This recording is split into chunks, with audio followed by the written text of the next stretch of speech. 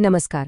આજે આપણે એક એવા મુદ્દા પર વાત કરવાના છીએ જેણે ભારતના ઉચ્ચ શિક્ષણ જગતમાં ખળભળાટ મચાવી દીધો છે. આ મુદ્દો છે યુનિવર્સિટી ગ્રાન્ટ્સ કમિશન એટલે કે યુજીસી સામે દેશભરમાં થઈ રહેલા વિરોધનો. પણ સવાલ એ થાય છે કે આવું કેમ? વિદ્યાર્થીઓ, પ્રોફેસરો અને ખુદ યુનિવર્સિટીઓ જેમના માટે આ સંસ્થા બની છે એ બધા જ એની સામે કેમ ઊભા છે? આટલા મોટા પાયે વિરોધ થવા પાછળનું અસલી કારણ શું હોઈ શકે? અને આ જ એ મુખ્ય પ્રશ્ન છે જેનો જવાબ આપણે આજના વિશ્લેષણમાં શોધવાના છીએ. શું આખો પ્રોબ્લેમ યુજીસીના મૂળભૂત કાયદામાં જ છે કે પછી કાયદો તો બરાબર છે પણ તેને લાગુ કરવાની રીતમાં કોઈ મોટી ગડબડ છે? ચાલો આ સમગ્ર મામલાને ઊંડાણપૂર્વક સમજીએ. પણ આ આખો વિવાદ સમજવા માટે સૌથી પહેલાં તો એ જાણવું પડે કે આ યુજીસી છે શું અને એનું કામ શું છે. કોઈપણ બાબતને સમજવા માટે એના મૂળમાં જવું બહુ જરૂરી છે. તો જુઓ, યુજીસી એટલે કે યુનિવર્સિટી ગ્રાન્ટ્સ કમિશન એ કોઈ સામાન્ય સંસ્થા નથી. એને સંસદના એક ખાસ કાયદા યુજીસી એક્ટ 1956 હેઠળ બનાવવામાં આવી છે. અને એનો મુખ્ય હેતુ એક જ છે: આખા ભારતમાં યુનિવર્સિટી શિક્ષણની ગુણવત્તાને જાળવી રાખવી. સરળ ભાષામાં કહીએ તો યુજીસીના મુખ્ય 3 કામ છે. પહેલું, કોલેજો અને યુનિવર્સિટીઓ માટે નિયમો બનાવવા. બીજું, એમને આર્થિક મદદ એટલે કે ગ્રાન્ટ આપવી. અને ત્રીજું અને સૌથી મહત્વનું, કઈ ડિગ્રી માન્ય ગણાશે અને કઈ નહીં એ નક્કી કરવું. આ ત્રણેય કામ સીધા જ ઉચ્ચ શિક્ષણના ભવિષ્ય સાથે જોડાયેલા છે. હવે આપણે વિવાદના મૂળ સુધી પહોંચી રહ્યા છીએ.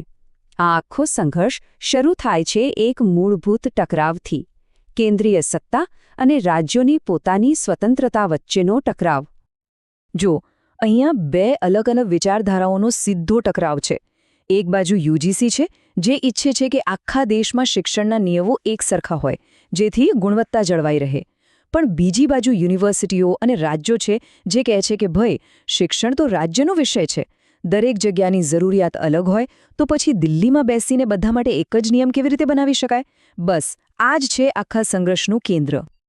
આ ટકરાવ ખાલી વાતો પૂરતો મર્યાદિત નથી, એ જમીન પર પણ દેખાય છે, ઘણી બધી અલગ અલગ રીતે અને અલગ અલગ મુદ્દાઓ પર. ચાલો એક એક કરીને આ ફરિયાદોને સમજીએ. દાખલા તરીકે શિક્ષકોની ભરતીનો મુદ્દો લઈ લો. યુજીસી કહે છે કે ભરતી માટે નેટ સેટ પરીક્ષા પાસ કરવી જ પડશે, પીએચડી હોવી જરૂરી છે. પણ શિક્ષક સંગઠનો શું કહે છે?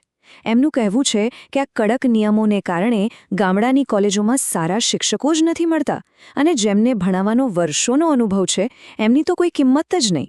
અને અહીં એક બહુ ગંભીર સવાલ ઊભો થાય છે. યુજીસી યુનિવર્સિટીઓને પૈસા આપે છે, બરાબર? પણ શું આ પૈસાનો ઉપયોગ એક હથિયાર તરીકે થઈ રહ્યો છે? શું એવું બને છે કે જે યુનિવર્સિટી નિયમો ન માને એની ગ્રાન્ટ રોકી દેવાની ધમકી અપાય છે? અને આ વાતની પુષ્ટિ યુનિવર્સિટીના અધિકારીઓ પોતે કરે છે. એમનું સ્પષ્ટ કહેવું છે કે આ કોઈ સહકાર નથી, આ તો સીધું દબાણ છે. એમને એવું લાગે છે કે ગ્રાન્ટના નામે એમની પાસેથી બધું જ મનાવવામાં આવી રહ્યું છે, જે સ્વાયત્તતાની વિરુદ્ધ છે. અને જાણે આટલું ઓછું હોય ત્યાં આવી નવી શિક્ષણ નીતિ એટલે કે NEP એણે તો પરિસ્થિતિને વધુ ગૂંચવી દીધી છે. ક્યારે કોલેજમાં એડમિશન લેવું, ક્યારે છોડે દેવું, નવી ક્રેડિટ સિસ્ટમ, ડિગ્રી 3 વર્ષની કે 4 વર્ષની, આ બધા ફેરફારોએ એક નવી જ અનિશ્ચિતતા ઊભી કરે છે. અને આ બધાની વચ્ચે સૌથી મોટો સવાલ વિદ્યાર્થીઓ અને શિક્ષકોના મનમાં છે કે ભાઈ, આટલા બધા ફેરફારો પછી અમારી ડિગ્રીની કિંમત શું રહેશે? અમને નોકરી મળશે કે નહીં? અને જો મળશે તો કયા આધારે? આ જે અનિશ્ચિતતા છે એ જ વિરોધને વધુ હવા આપી રહી છે. તો અત્યાર સુધી આપણે આખી સમસ્યાને અલગ અલગ બાજુથી જોઈ.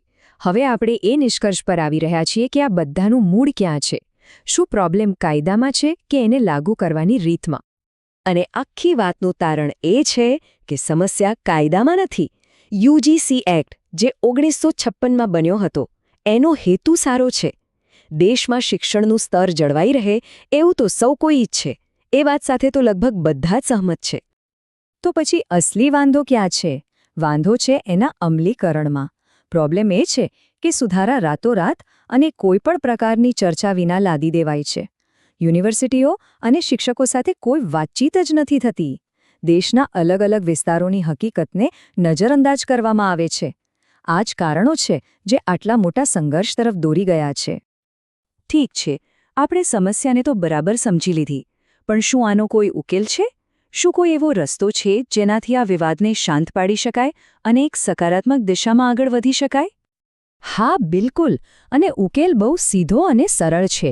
3 પગલાં. પહેલું, કોઈ પણ નવું નિયમ લાવતા પહેલા બધા સાથે બેસીને વાત કરો. બીજું, એ નિયમ લાગુ કરવા માટે ઉતાવળ ન કરો, પૂરતો સમય આપો. અને ત્રીજું અને સૌથી અગત્યનું, લોકો જે સૂચનાઓ આપે છે એને સાંભળો અને અપનાવો. જો આટલું થાય તો મોટાભાગની સમસ્યાઓ હલ થઈ શકે છે. અને છેલ્લે, આપણે આ એક મોટા સવાલ પર આવીને અટકીએ છીએ. શું ભારત જેવડા મોટા અને વિવિધતાસભર દેશમાં શિક્ષણમાં એકરૂપતા અને સ્વાયત્તતા આ બંને એકસાથે ટકી શકે છે? એટલે કે શું આપણે એવા નિયમો બનાવી શકીએ જે આખા દેશમાં લાગુ પડે અને છતાં યુનિવર્સિટીઓની સ્વતંત્રતા પણ જળવાઈ રહે? આ સવાલનો જવાબ જ ભારતના ઉચ્ચ શિક્ષણનું ભવિષ્ય નક્કી કરશે.